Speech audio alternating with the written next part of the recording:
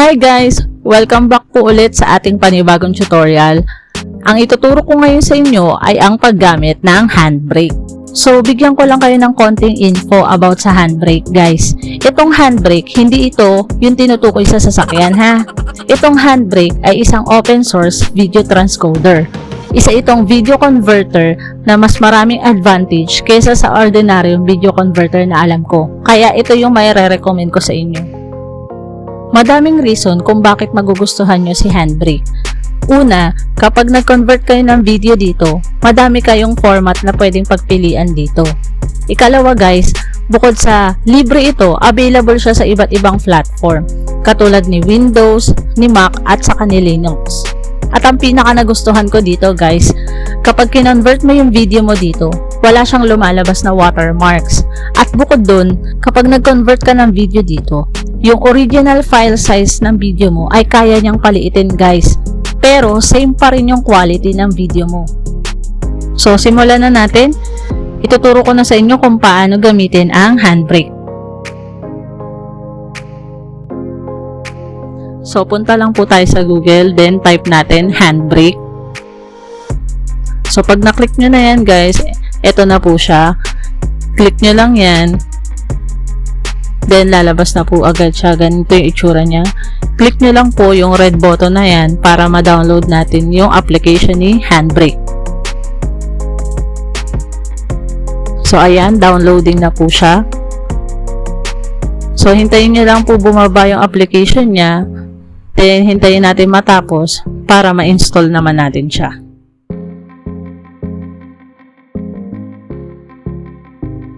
So, ayan. Tapos na po siya.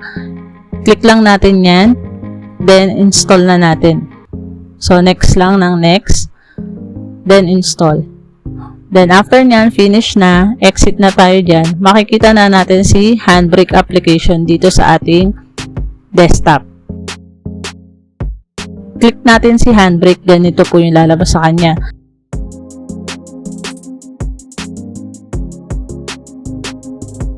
So, pwede kang mag-drop ng file dito sa kabila at pwede rin naman doon sa open single video file. So, para mas madali guys, drop file na lang po tayo dito sa ating file. Ito yung aking video. So, kung mapapansin nyo, 122 MB yung video ko. Try natin siyang i-convert. So, i-drag lang natin yung video na i-convert natin papunta kay handbrake. So, ganyan po yung lalabas sa kanya. So, dahil nailipat na natin kay handbrake, pwede nyong i-preview yung laman ng video na i-convert ninyo. So, ayan yung itsura niya, guys. Ito lang yung i-adjust natin dyan, guys. Yung mga yan, summary, dimension, filters, video, audio, subtitle, at chapters. So, nandito tayo ngayon sa summary. Ayan yung title ng video ko, yung oras yung nakalagay. Then, yung preset niya, wala na kayong ibang babaguhin dyan guys. So, dito sa summary, nandyan nakalagay yung format. So, ang format dyan, naka-automatic siya na MP4. Pero, may mga pagpipilian kayo dyan guys kung anong available na format ang gusto ninyo. So, para sa akin, MP4 na lang para available siya sa lahat. Then, after nyan guys, yung tracks niya, ang pinagkuhanan ko kasi guys, yung video ko ay H.264. Ibig sabihin guys, yan ay naka-high definition o naka-HD siya. Then, mapapansin nyo guys, yung size ng aking video ay 1740 by 1080. So, aayusin ko lang yung display niya kasi dapat guys, ang display niya ay 1920 by 1080. Yan, i-preview natin ulit. So, pag okay na yung preview guys, mapapansin ninyo sa pinakababa yung save as. Makikita nyo nakalagay siya doon sa videos. So yung video niyan kapag ka na-convert nyo na, mapupunta siya doon sa ating folder na videos. So next naman guys, dito sa dimension, ito yung aayusin natin guys. Kung mapapansin nyo, yung source ko ay 1920 by 1080. Pero yung magiging output ng video natin ay magiging 1740 by 1080 lang kasi naka-automatic siya. So may crop na nakalagay. So, i-custom natin, then gawin ko lang 0 yan.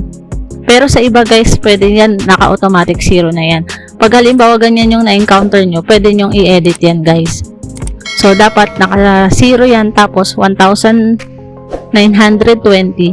by 1080 para same pa rin yung kanyang display format. So, ganyan lang yung gagalawin nyo dyan guys. So, dito sa filter guys, wala na tayong babaguhin dito. Kung ano yung default dyan, yan na po mismo yun. Wala na tayong gagalawin.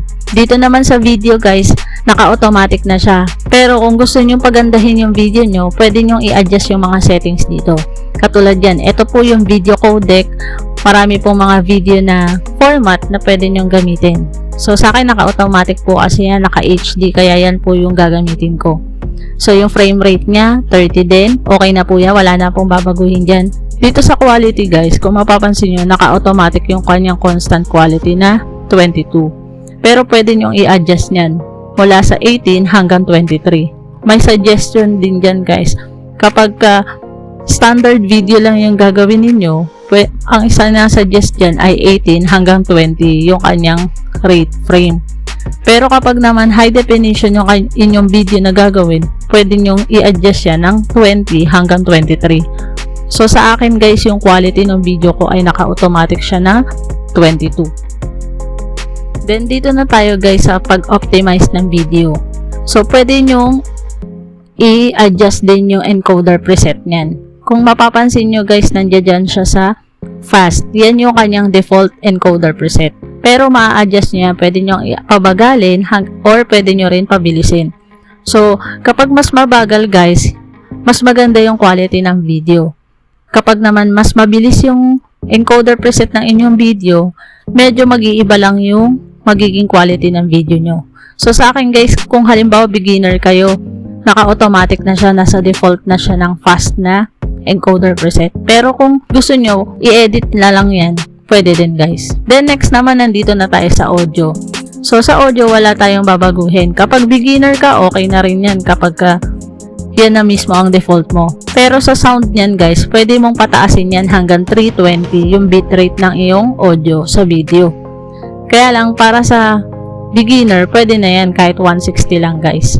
Then okay na yan. After nyan guys, dito na tayo sa subtitle. Wala na rin tayong babaguhin yan. Kung ano yung default dyan, yun na yun. Unless kung meron kayong ilalagay na subtitle, pwede nyong i-import. And then yung chapter guys, kung marami kayong video na ilalagay, pagkakasunod-sunod niya, pwede nyong ilagay din dyan yung chapter. So kung okay na guys, wala na tayong babaguhin. So i-click na natin tong start encode para makapag-start na siya mag-encode. Kung mapapansin nyo guys, nasa baba, nagsisimula na siyang mag-encode. Hihintayin lang natin matapos yan guys. Tapos titingnan na natin sa ating folder ng video kung ilan yung magiging size ng kanyang output. So tandaan nyo guys, yung original file size ko ay 122 MB. Tingnan natin kung ano yung magiging size nitong video na kalalabasan natin. So kung mapapansin nyo guys, yung magiging format niya ay M4B. Yung M4B file format guys, isa din siyang video container format na dinevelop ni Apple. Pero halos similar din siya kay MP4 format. Kaya wala magiging kaso doon kapag pinlay nyo yung video. So tingnan na natin after na itong matapos yung pag-convert natin. So tapos na ngayon guys yung ating pag-convert ng video. Tingnan na natin ngayon. Ito yung video na kinonvert natin. Ito na yung output ng ating video. Pansinin nyo guys, 16.4 MB na lang yung kanyang file size. So, lumiit talaga siya guys from 122 MB naging 16.4 MB na lang siya. Ngayon, check natin ngayon yung quality nilang dalawa. Unahin natin yung original na video. So, ito yung quality ng original na video.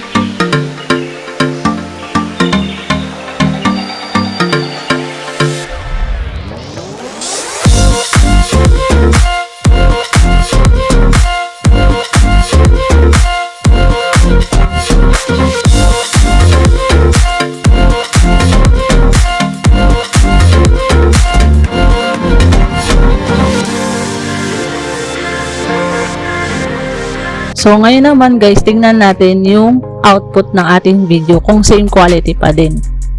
Mapapansin nyo guys, halos same quality pa din yung kanyang video. Kung gaano kaganda yung unang video, ganun din, parehas lang din yung video ng pag-convert natin guys.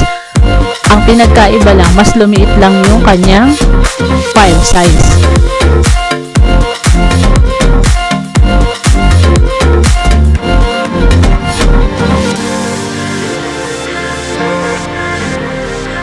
So, tingnan naman natin guys ngayon kung kaya niyang isave sa Facebook.